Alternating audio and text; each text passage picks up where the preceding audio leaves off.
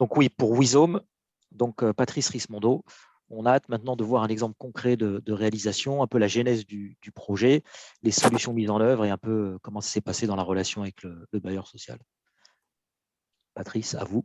Et oui, bonjour, vous m'entendez? Très bien. Oui. Ah, super. Alors, je ne sais point comment mettre ma caméra, mais ce n'est peut-être pas indispensable. Ouais, sinon, on a le son, on a le visuel, donc ça Il y a marche. le son et presque l'image. Alors, oui, donc bonjour à tous. Donc, je suis Patrice Rismondo, je dirige Wizome Connected avec Amaury Pitrou qui est présent dans la salle. Et donc, Wizome Connected étant une filiale de Bouygues Construction en charge de porter un savoir-faire sur la réalisation et l'exploitation de bâtiments connectés. Donc, on est vraiment un pure player sur ce segment de marché-là. Donc, avec une expertise sur l'intégration de systèmes numériques dans les bâtiments et leur exploitation. Voilà. Alors, on a un certain nombre de domaines de compétences qui sont relativement traditionnels, mais c'est surtout la manière dont on les met en œuvre qui ne l'est pas, avec l'interphonie, les alarmes, la domotique, la GTB, la GTC, les réseaux IP avec notamment les réseaux R2S, et puis la mesure des consommations télérelève, etc.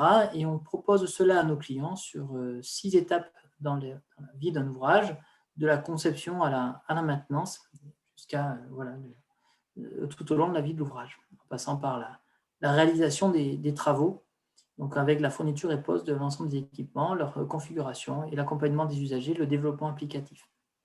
Donc on est un intégrateur multimarque finalement, on travaille avec beaucoup de fabricants, nous ne fabriquons pas de produits, on se contente de les intégrer, et c'est bien ça notre valeur ajoutée. Donc parmi les équipementiers, vous retrouvez quelques grands noms, quelques noms un peu moins connus peut-être pour certains, et puis on travaille avec des systèmes ouverts interopérables, c'est vraiment ça qui fait aussi notre marque de fabrique. Et également, on utilise de la radio, et donc il y a un savoir-faire associé à l'utilisation de la radio. Voilà. Alors, en plus, sur l'étude de cas, malheureusement, je n'ai pas envoyé une slide aujourd'hui. Alors, on verra peut-être que je partagerai mon écran si c'est possible. Je ne sais pas si c'est possible pour rajouter une slide. Voilà. Alors, en fait, on a été missionné du coup par Angelo Habitat pour réaliser une opération pilote R2S. Donc ce sont 22 logements locatifs sociaux, donc avec Bouygues Bâtiment Grand Ouest, et nous sommes intégrateurs sur ce système-là, donc en parallèle de l'électricien du chantier qui a l'électricité, de la personne qui réalise l'interphonie, ce n'est pas nous qui la réalisons sur ce chantier-là, des menuiseries extérieures, etc. Et donc nous, on fait tout cet environnement smart, on répond au smart, qui consiste à mettre en musique tout cela. Donc ça sera livré dans l'année.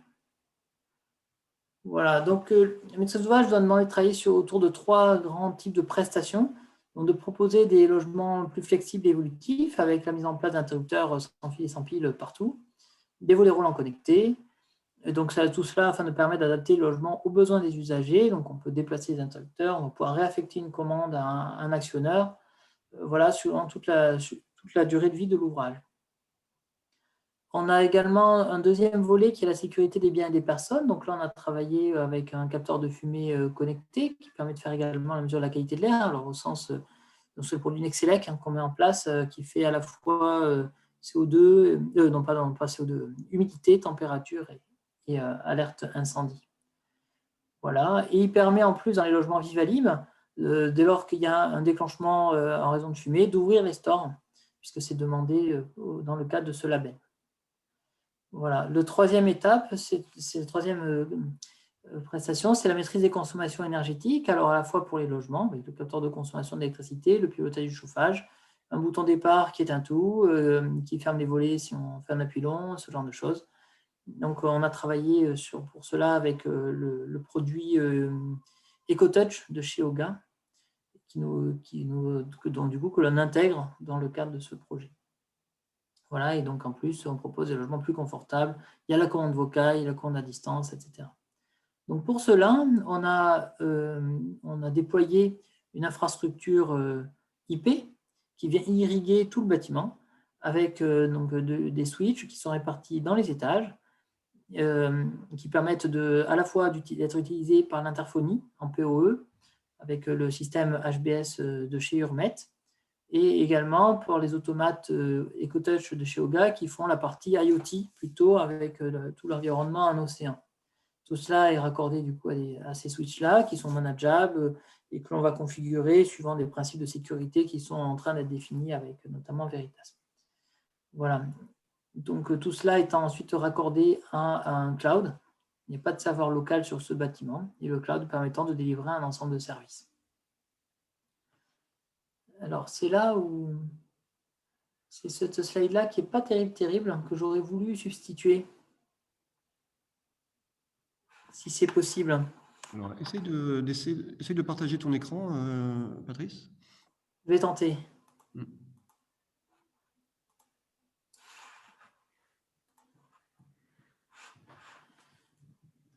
Car j'imagine que c'est possible.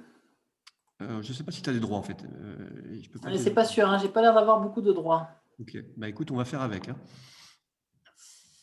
Sinon, je te les envoie rapidement. Non, mais t'inquiète pas, vas-y, tu peux élaborer là-dessus. Oui, je vais tenter de le faire là-dessus, effectivement. Alors, je vais prendre en parallèle l'autre présentation.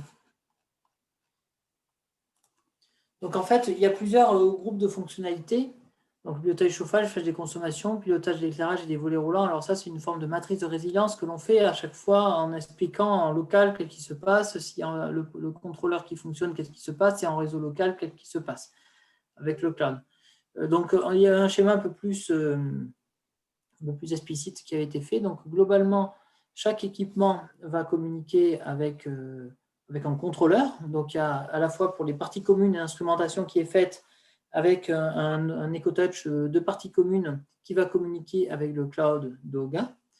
Dans les logements, dans chaque logement, on va avoir pareil un EcoTouch avec un ensemble d'équipements, donc une petite sonde qui permet de modifier la température de consigne, le bouton départ-retour, des modules de commande d'éclairage, des DAF connectés, un module de commande de chaudière, des pinces ampères-métriques qui vont mesurer la totalité des différents circuits de consommation.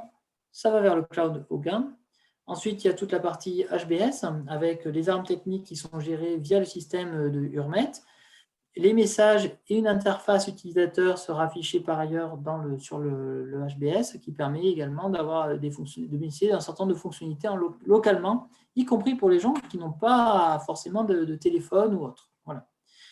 Ensuite, il y a également tous les compteurs d'eau qui seront rapatriés sur le cloud via un système de dépôt de fichiers sur nos serveurs via des concentrateurs de compteurs d'eau qui sont proposés par la métropole, et également les consommations de gaz, ce sont des chaudières individuelles gaz, qui permettent également de récupérer via les clouds du fournisseur d'énergie les différentes données.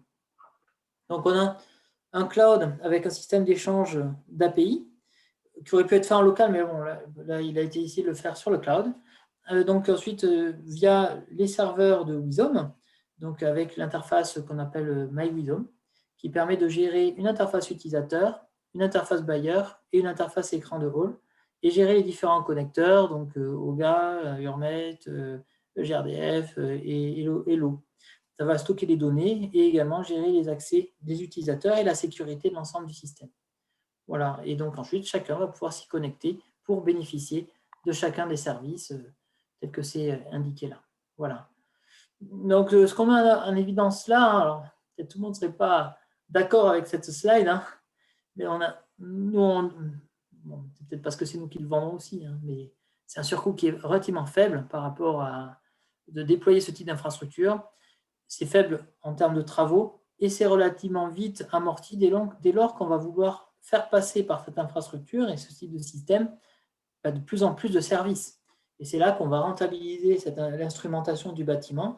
Donc on dit des possibilités infinies parce qu'en réalité, on n'a fait qu'effleurer les possibilités offertes par ce type de système.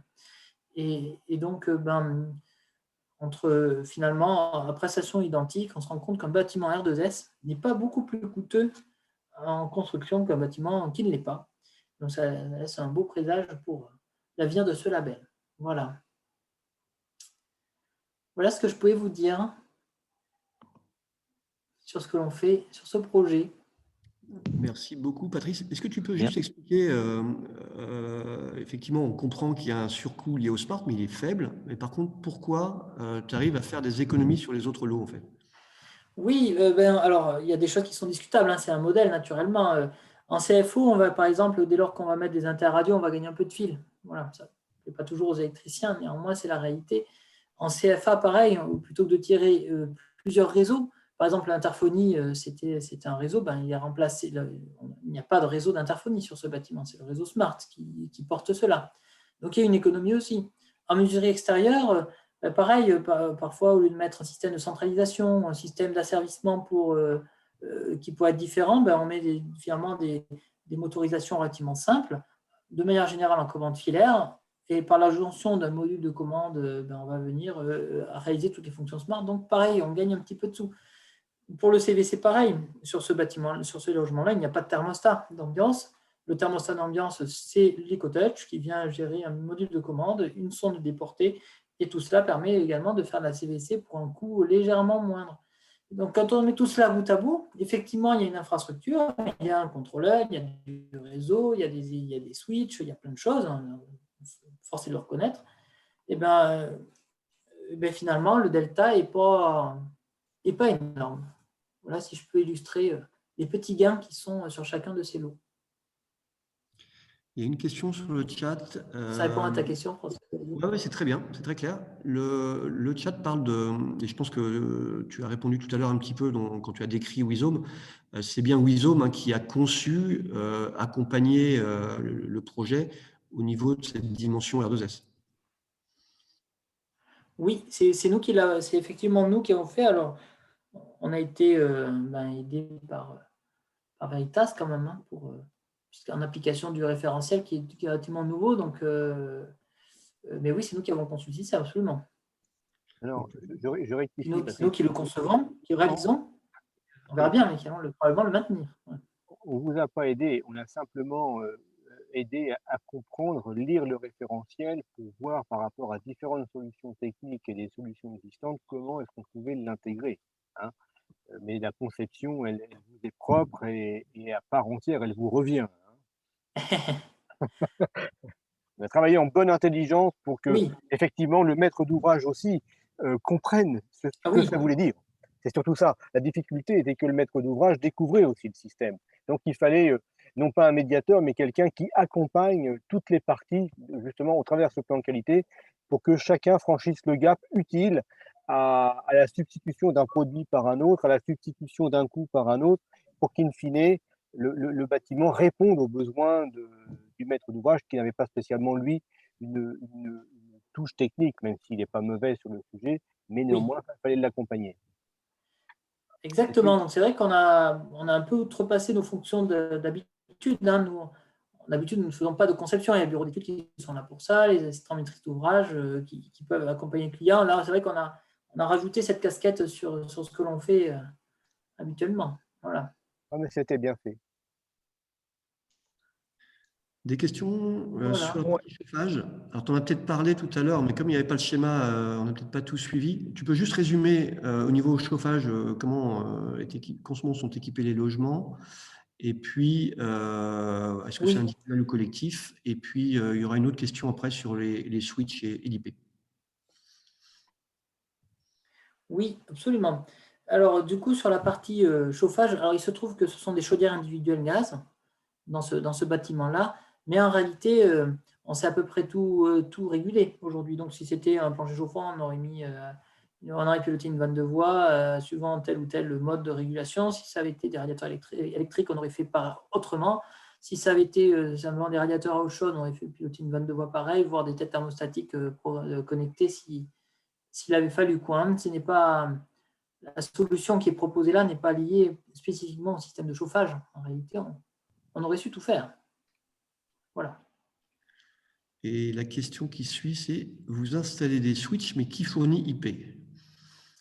Alors, qu'est-ce que l'IP? Je pense à la connexion Internet. Le réseau. Oui, alors la connexion Internet, c'est le maître d'ouvrage qui est exploitant du bâtiment, c'est un bailleur social, qui fournit la connectivité à Internet. Voilà, et nous, on doit le réseau et on branche ensuite ça sur le routeur opérateur et on a accès ensuite à Internet. Voilà. Mais ça aurait pu être Wizom. Wizom, on sait faire ça, on fait régulièrement d'ailleurs, de fournir des connexions Internet dans le cadre où la connexion, nous ne sommes pas opérateurs Internet, naturellement, néanmoins. Dès lors que la connexion à Internet nous est indispensable pour délivrer un niveau de service, eh bien, on inclut la connexion dans notre prestation. En l'occurrence, ce n'est pas comme ça que c'était vu, c'est Angelo Habitat qui fournit Internet. Par curiosité, là, quand tu fournis l'accès Internet, Ça répond à la question. C'est intégré dans les charges et à quoi ça correspond en termes de budget?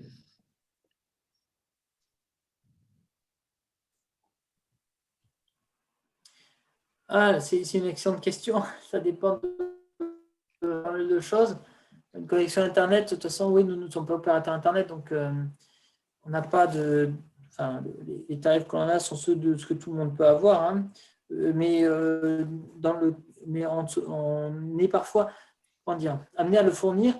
La promesse de Wizom, c'est le clé en main. Quand un client va nous voir, la concevoir, quand il faut tirer un câble, on tire un câble, quand il faut mettre un switch, on met un switch. Quand il faut configurer un réseau, on configure un réseau. Quand il faut poser un module de commande, trouver des solutions, on fait finalement. C'est ça que viennent chercher nos clients quand même. Et donc, quand on veut délivrer un service et qu'il faut Internet, on fournit Internet. Puis voilà, ça fait partie de notre promesse. Ça répond à la question aussi, quoi. Mais on achète Internet à un opérateur ARCEP. Je reviens à ton point de tout à l'heure. Est-ce que le Vert Social travaille avec un opérateur télécom? Probablement.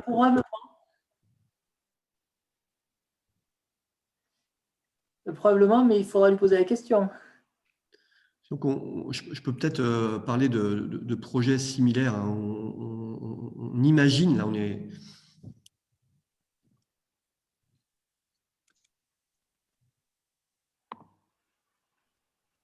Vous m'entendez là? Oui. Excusez-moi, j'ai été coupé. L'idée derrière tout ça, j'entends.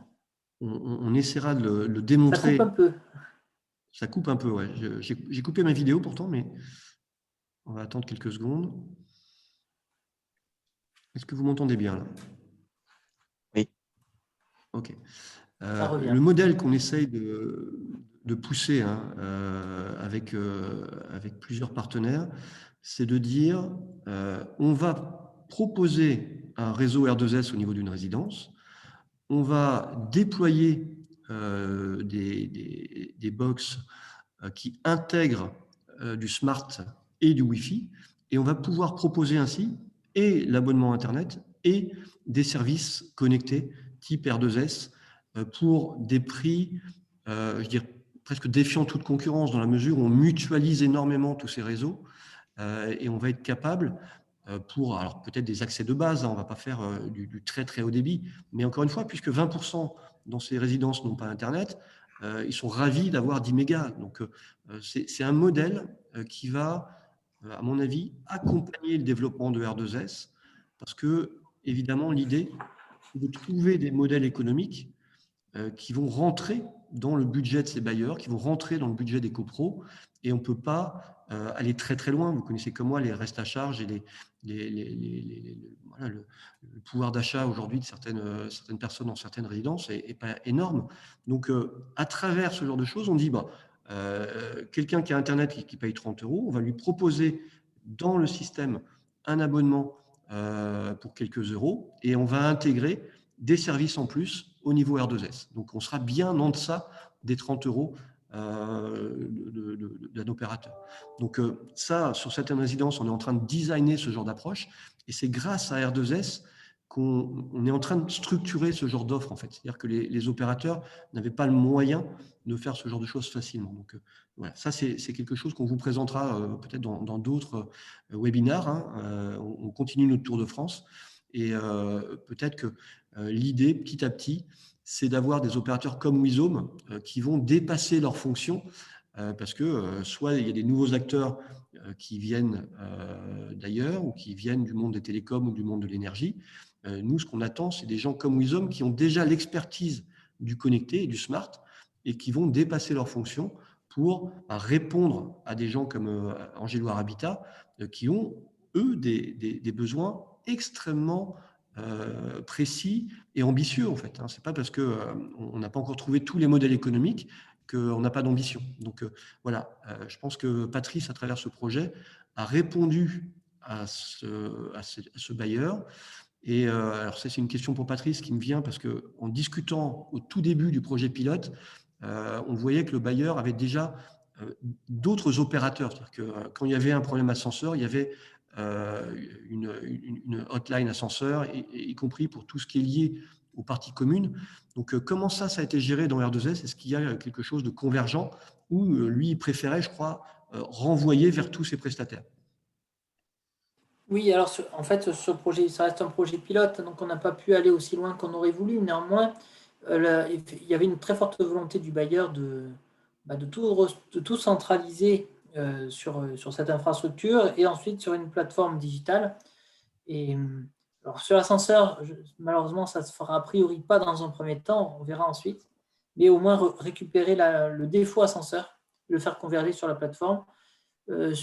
Et donc ça, c'est valable pour tous les organes du bâtiment. De toute façon, là, on sent bien que la tendance, ça va être plutôt de rationaliser l'exploitation maintenance des bâtiments en évitant les systèmes hétérogènes qui cohabitent et en en recentrant tout cela sur des plateformes voilà, homogènes. Voilà, c'est un mouvement qu'on sent quand même. Est-ce que tu peux décrire, parce que je voyais qu'il y avait des vidéophones connectés dans les logements. Oui. Est-ce que c'est un petit peu le tableau de bord du logement ou c'est uniquement pour le vidéophone? Oui, exactement. Le bailleur souhaitait que, quel que soit le fait que la personne ait Internet ou pas, ou un smartphone ou pas, elle puisse bénéficier des services. Et donc pour cela, dans tous les logements, il y a de manière générale un interphone. Alors c'est pour ça qu'a été retenu le produit HBS, qui permet d'afficher les interfaces et de proposer, de délivrer ainsi du service, voilà, y compris aux personnes qui seraient dépourvues d'équipements numériques compatibles. Voilà l'idée. Donc oui, ça, il sert à ça. En plus de l'interphonie, naturellement. Tu peux témoigner aussi, parce que tu as commencé à le faire tout à l'heure, mais tu as parlé des relations et du support de Veritas. Donc, comment tu vois les choses et quels conseils tu pourrais donner pour les maîtres d'ouvrage sur ce genre d'opération? Voilà, à quel moment ils peuvent consulter Veritas, à quel moment ils doivent, et peut-être que Philippe pourra répondre aussi, comment on aborde ce genre de projet R2S en termes de phasage, en termes de projet? Ouais, oui, en fait, tout ça est arrivé en cours de route. Donc, c'est vrai que je n'ai pas de réponse affirmative à faire dans le très clair. Néanmoins, ce qu'on a pu faire, ce qu'on a pu voir quand même, c'est aussi parce que c'est la phase pilote, je pense, mais heureusement qu'on a travaillé main dans la main avec tout le monde. Quand même. Ça facilite grandement les choses. Et je pense aussi que plus c'est vu tôt, et mieux c'est. Il vaut mieux voir ça quand il y a encore des choses que l'on peut modifier dans le bâtiment plutôt que de le voir à la fin, d'autant plus si on veut converger l'infrastructure, faire une infrastructure convergée, utiliser des équipements interopérables, il vaut mieux le voir relativement tôt, sinon on se retrouvera avec des systèmes hétérogènes à nouveau. Voilà. Après, pour le reste, je ne suis pas compétent pour répondre. Mais Philippe va répondre. Oui, alors sur ce projet, comme tous les autres projets, il est préférable d'intervenir le plus en amont possible, de manière à ce que, j'en parlais un petit peu tout à l'heure, c'est que toutes les parties se comprennent sur les objectifs du projet, sur les besoins du maître d'ouvrage, et déjà une fois qu'on est d'accord sur ce que l'on souhaite, on voit comment on va le faire.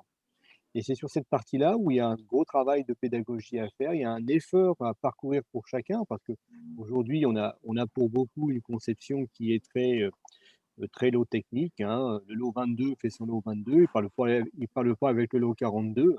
Alors qu'en fin de compte, la première des choses, c'est d'arriver à faire parler et discuter ces personnes-là ensemble pour se rendre compte que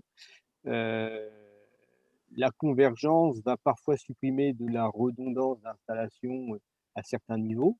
Néanmoins, ça va être mis au profit peut-être d'une résilience par ailleurs pour consolider je dirais, la garantie des services. Donc, ce premier travail est vraiment un travail de apprenons à travailler ensemble, apprenons à définir ce qu'est un bâtiment connecté, très en amont. Et tout au long du process, on va vous accompagner, on va lire au fur et à mesure avec vous les différentes solutions techniques qui se proposent, que vous proposez, hein, de manière à être certain que tout le monde se comprenne bien. Donc, quelque part, on est un peu le facilitateur, hein, dans le cadre du plan qualité, à ce que les personnes se discutent entre elles sur le fond, la forme et l'objectif final. C'est le plus gros de travail, mais également un petit peu quand on pourrait le faire dans certaines opérations où on fait du BIM, c'est d'être présent au moment où il le faut pour être certain que la solution souhaitée n'est pas en train de dériver et qu'effectivement la promesse sera tenue. Donc c'est vraiment un travail de coopération où chacun reste à sa place, où chacun fait l'effort d'aller vers l'autre. Et nous, on est là pour peut-être de temps en temps dire, ben non, là, on ne comprend pas bien, on pense qu'il y a une dérive, est-ce que c'est bel et bien de la façon dont ça fonctionne? Et le maître d'ouvrage, eh bien lui aussi prend conscience de peut-être parfois de certaines imprécisions qui vont aider à donner la bonne solution parce qu'il va lui aussi faire un bout de chemin. Donc c'est vraiment dans cet accompagnement et dans la modernité où nous, on intervient principalement dans l'accompagnement au changement, dans l'accompagnement des rôles de chacune des entreprises avec la connaissance technique qui va bien. Je peux résumer. Et pendant que tu as la parole, il y avait une question là, qui devient d'actualité sur le label. Tiens, je l'ai perdu. Voilà, le label a-t-il une durée dans le temps? Alors, Et un label en phase d'exploitation est-il mis en place après la livraison pour le suivi des services? le label, c'est une photo à un instant T sur un bâtiment qui est livré avec un certain format d'infrastructure technique et des services associés. Il est évident que pour que le label puisse toujours être valide sur un ouvrage ou quel que soit l'élément, il faut que l'objet en tant que tel, qui est le bâtiment et les services associés, évolue de manière modérée. Donc dans le label, on va tolérer un certain nombre d'adaptations, mais pour qu'il puisse être, ce bâtiment puisse toujours être validé, on refera une visite de contrôle tous les 3 ans pour être certain qu'il n'y a pas de dérive, si le maître d'ouvrage le souhaite. Hein. Voilà, ce n'est pas un label éphémère, c'est un label qui effectivement va continuer de vivre dans l'exploitation du bâtiment. Ce qui est assez nouveau également en matière de concept, mais c'est le prix à payer pour que les occupants puissent conserver, je dirais, la fiabilité des installations. Hein, c'est aussi l'enjeu important du maître d'ouvrage. Maître d'ouvrage et de l'exploitant. Donc ce n'est pas qu'une photo à l'instant T. Alors, je peux reprendre la main un petit peu, à moins qu'il y ait d'autres questions, hein. Tariq, tu me diras. Oui, Je voulais terminer par l'accompagnement, puisqu'on voit bien que Veritas a un rôle d'accompagnement sur les dimensions du label, évidemment, hein, sur les critères, les exigences, sur tout ce qu'on appelle, nous, les prérequis, sur le conseil aussi, hein, 1 étoile, 2 étoiles, 3 étoiles. Enfin, il y a tout un accompagnement sur les services, quels services on vise. Voilà, ça, c'est l'accompagnement au label. Et moi, d'expérience, hein, je peux témoigner de la nécessité. Alors, Patrice, on a dit 2 mots tout à l'heure. Évidemment, sur un projet pilote, on ne fait pas tout dans l'ordre, mais idéalement, et là je parle aux maîtres d'ouvrage qui sont connectés, faites-vous accompagner par quelqu'un d'indépendant le plus tôt possible, donc ce que disait Philippe, pour définir en quoi ce label pouvait apporter dans vos logements et dans votre projet, comment on pouvait le valoriser, parce que c'est quelque chose, n'oubliez pas qu'on a répondu avant tout aux besoins des bailleurs et des promoteurs qui nous disaient, nous, on est prêt à faire du logement connecté, mais c'est un outil de marketing, un outil de communication. Donc, comment, moi, promoteur, je vais exploiter ce label pour mieux vendre mes logements, par exemple. Quelle stratégie, moi, promoteur, je peux mettre en place pour mes différentes gammes de programmes. Voilà, ça, c'est des choses que l'AMO va définir en amont avec les promoteurs et l'assister aux différentes étapes du projet pour que un Patrice avec Wizome puisse répondre de façon cohérente, pour qu'un Philippe au niveau du label puisse répondre de façon cohérente, mais sur un promoteur et un bailleur qui ont déjà un petit peu dégrossi le sujet. La deuxième étape, c'est évidemment, j'en ai parlé tout à l'heure, hein, la notion d'intégrateur. Je sais que je vois plein d'intégrateurs qui sont connectés là, notamment des gens locaux et des gens qui travaillent sur Bordeaux, etc. On a besoin d'AMO et d'intégrateurs, pour faire connaître ce dispositif, parce que voilà, on lance un dispositif, il faut le faire connaître. Alors nous, on le fait au niveau de la SBA, au niveau national, on le fait au niveau des régions, on le fait au niveau de la presse. Philippe, à travers des actions de communication de Bureau Veritas, le fait au niveau national et au niveau régional, mais il faut aussi que sur le terrain, on ait du relais au niveau des bureaux d'études, au niveau des intégrateurs, et que ces intégrateurs démontrent et prouvent que non seulement c'est ambitieux au niveau des services et au niveau de la technique, mais qu'il y aura des compétences pour le déployer et pour le maintenir. Et puis, pour terminer, on parlait d'opérateurs de services. Donc ça, c'est quelque chose qu'on a évoqué tout à l'heure. Voilà, Patrice nous dit qu'avec Wizome, il pourrait tout à fait, à terme, administrer ces réseaux et coordonner les évolutions de tous ces services. C'est ce qu'on appelle, nous, un tiers de confiance. Il faut qu'il y ait quelqu'un qui soit garant du respect des procédures de sécurité, de cybersécurité, d'évolutivité, de gérer les droits d'accès, d'assurer le support des utilisateurs. Voilà, ça, si vous êtes acteur en Nouvelle-Aquitaine et que vous avez ce genre de compétences, rapprochez-vous de la SBA, rapprochez-vous de Tariq, rapprochez-vous de Bureau Veritas, parce que nous, on fera connaître vos compétences. On a besoin de démontrer aux acteurs régionaux qu'on a au niveau AMO, au niveau intégrateur et au niveau opérateur de service ces compétences-là. Alors, pour info, on mettra la présentation avec les documents que Patrice a commentés là. On mettra tout ça sur le site de la SBA. Donc, il y a deux choses. Hein. Il y a la communication, et vous aurez accès à ces présentations, même au replay de ces présentations. Vous avez aussi, pour tous les membres qui le souhaitent, accès au répertoire hein, R2S sur l'espace collaboratif de la SBA, avec tous ces détails, en fait. Hein. On pourra vous envoyer la version 1. Alors, Philippe, tu pourras me dire à quel moment on pourra la libérer, cette version 1. Objectif 15 avril, 30 avril. Ok, donc d'ici la fin du mois ou plus tard, on pourra faire la release hein, de ce document. Donc à la fin de ces projets pilotes, hein, et merci beaucoup par exemple à Patrice pour toutes les contributions issues de ces retours d'expérience. On a eu plein de retours d'expérience des acteurs qui ont travaillé sur ces projets pilotes. Et donc, ça nous a permis de valider la version 1. Et donc, voilà, fin du mois, on pourra partager avec vous la version 1 et on pourra maintenant communiquer largement sur ce dispositif. Vous avez sur le site de la SBA également pas mal d'outils, notamment de vidéos hein, que vous pouvez utiliser, que vous pouvez montrer à vos maîtres d'ouvrage ou à vos équipes. Et puis, le dernier point, c'est un peu le planning qu'on a devant nous. Alors évidemment, c'est très difficile en ce moment de garder, de tenir des plannings. On voulait faire un Tour de France physique, on l'a transformé en Tour de France numérique. On essaiera, j'espère, à partir de septembre, de venir en région. Donc voilà, si on peut organiser, ce qu'on a déjà fait à Bordeaux et à Toulouse d'ailleurs, hein, réunir un ensemble d'ouvrages d'aménageurs, de porteurs de solutions, d'intégrateurs, de bureaux d'études.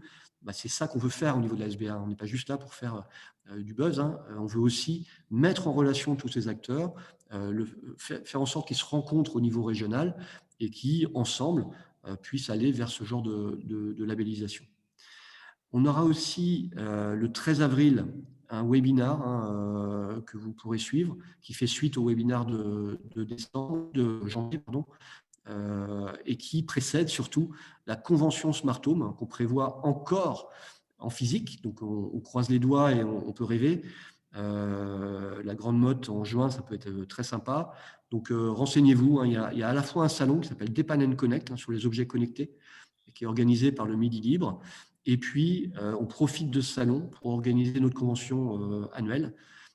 Et c'est un bon moment pour se réunir, discuter, boire un verre, tout ce qu'on ne peut pas faire aujourd'hui sur du convivial. Donc, ce n'est pas très loin, c'est en Occitanie pour vous. Et puis, le dernier point, c'est nouveau, c'est quelque chose que la SBA vient de lancer. On sent bien qu'il y a besoin de mettre de l'huile dans les rouages, on sent bien qu'il y a besoin de sensibiliser, d'acculturer, de monter en compétence à toute la chaîne du bâtiment. Et donc, on a mis en place la SBA Academy, qui a déjà lancé 3 modules, un sur l'intelligence artificielle, un sur l'interopérabilité, ce qu'on appelle R2S Connect, et puis un sur le logement connecté, sur le Smart Home. Donc tout ça, vous le retrouverez sur le site de la SBA. Vous avez toutes les dates, il y a tout un planning de dates sur 2021. Et donc, inscrivez-vous et vous rencontrerez des experts ou des pairs qui vont s'inscrire à ces formations et qui vont, à travers des présentations, monter en compétences. Ça rentre dans les budgets OPCO, les budgets de formation professionnelle. Donc, voilà, c'est un bon niveau d'accompagnement qu'on souhaite faire pour faire connaître ces cadres de référence, faire connaître ces labels, faire connaître ces nouveaux métiers et faire en sorte que, globalement, le marché du logement connecté, comme on l'a vu au départ, arrive à une massification et aussi à une massification de la satisfaction. On n'est pas juste là pour massifier le nombre d'objets de logements connectés. Nous, ce qu'on veut, c'est massifier la satisfaction des utilisateurs qui habitent dans des logements connectés. Et donc ça passe par toutes ces actions, ces webinars, ces conventions et ces formations. Tariq, est-ce que tu veux ajouter un mot? Est-ce qu'il y a d'autres questions ou est-ce que tu veux conclure? Alors, je prendrais bien une dernière question parce que finalement, on a eu un exemple très révélateur d'un chantier réalisé avec des notions un peu de coûts, de prestations techniques. Et là, on avait une question pour le label. En fait, pour un accompagnement dès la phase conception, pour permettre d'accéder au label R2S, quelle est l'estimation du coût pour ce service? Et puis aussi également, finalement, pour labelliser un projet, quel est le coût? Alors, on imagine que ça dépend de la complexité, de la taille du projet, mais pour donner une idée d'enveloppe budgétaire à notre auditoire. Est-ce que Philippe, tu peux donner quelques éléments? Le coût est proportionnel à différents critères. Déjà, ça va être la nature de l'architecture numérique. Est-ce qu'elle est unique? Est-ce qu'on a plusieurs capillaires, plusieurs colonnes montantes? Combien de logements? Combien de services pour la partie logement et combien de services pour la partie bâtiment? Donc, c'est tout cet ensemble de choses. Et on va, en fin de compte, forfaitiser un coût moyen pour l'ensemble du projet. On peut considérer aujourd'hui, en donnant une fourchette large, c'est qu'une construction où on sera entre 25 et, on va dire 25 et 100 logements, en fonction de la configuration, les prix vont être entre 5 et 10 000 euros. Très bien. Merci Philippe. François-Xavier, moi je te propose d'arriver à la conclusion. À 18h57, on est vraiment pile poil dans le timing. Et donc, j'ai envie de dire merci aux personnes qui sont restées avec nous jusqu'au bout de ce webinaire et qui ont pu se rendre disponibles aujourd'hui. C'est très gentil de leur part. Je pense que ça a été très intéressant. On a bien compris le contenu du label et on a eu le témoignage de Patrice Rismondo de Wizom. Merci à lui. Merci Philippe pour ton intervention. Merci François-Xavier. Ce qu'on peut dire, c'est que voilà, vous avez un contact en Nouvelle-Aquitaine, donc de proximité. N'hésitez pas à nous solliciter si vous souhaitez aller plus loin. Je sais que les équipes Bureau Veritas sont très proches de nous. On est disposé à vous rencontrer ou aller plus loin dans la discussion. Dans un webinaire, ce n'est pas toujours facile, donc n'hésitez pas. Oui. Et puis, François-Xavier et Philippe mènent ce tour de France des régions. Jetez-y un œil, c'est dans la communication SBA. Le socle commun d'introduction sera le même sur le label, mais par contre, les témoignages diffèrent d'une région à l'autre, et donc vous pourrez trouver des intérêts avec des profils différents, des retours d'expérience différents, et c'est toujours très intéressant de le faire. Moi-même, j'ai suivi le webinaire des Hauts-de-France, et on apprend toujours des choses vraiment intéressantes, donc n'hésitez pas. Oui, là, vous avez pour les gens de l'Aquitaine, le régional de l'étape chez nous qui est présent dans l'Assemblée, qui est Sébastien Marty, qui est consultable à l'agence de BV Bordeaux. Ouais. S'il est connecté, le mieux, qu'il n'hésite pas à mettre son mail ou ses coordonnées dans le chat, comme ça les gens peuvent le capter. Oui, bonjour, mais je vais mettre mes coordonnées. Super, c'est gentil. Voilà. Bah, écoutez, sinon, merci à vous. Je pense qu'on a répondu à pas mal de questions. Si on en a oublié une ou deux, veuillez nous en excuser. Mais je pense qu'on a réussi à répondre à pas mal de questions. Voilà. Merci. Merci Ouais. Tariq, à bientôt. Merci à vous. Merci à vous tous. Bonne soirée. Bonne soirée, au revoir. Au revoir.